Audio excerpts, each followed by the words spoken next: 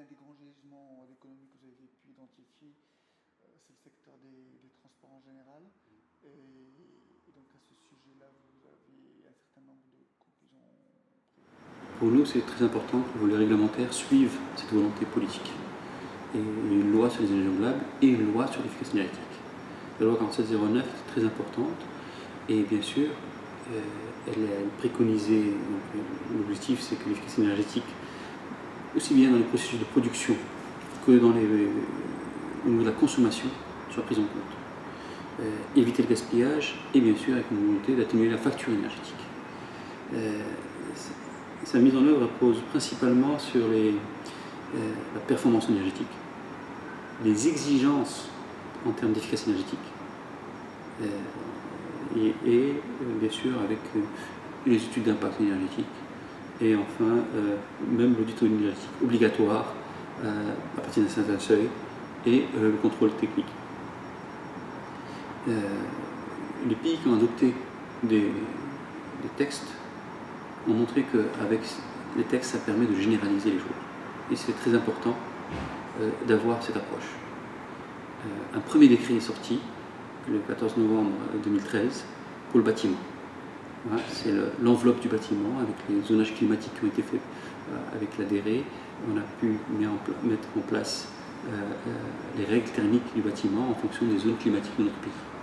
C'est très important d'avoir même si les conditions ne sont pas extrêmes, ne sont pas dans les règles européennes ou autres, mais on démarre pour commencer à prendre en compte dans tout ce qui est construction de notre pays, parce que le bâtiment est un secteur important.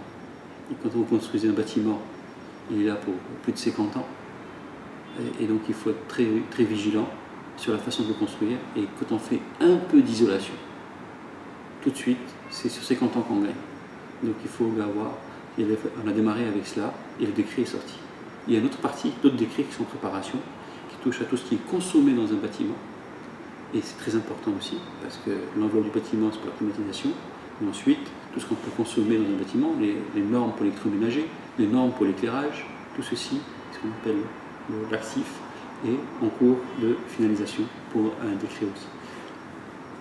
C'est très important, parce que quand on s'appuie sur le volet réglementaire, et bien sûr ça prend plus de temps, mais c'est nécessaire.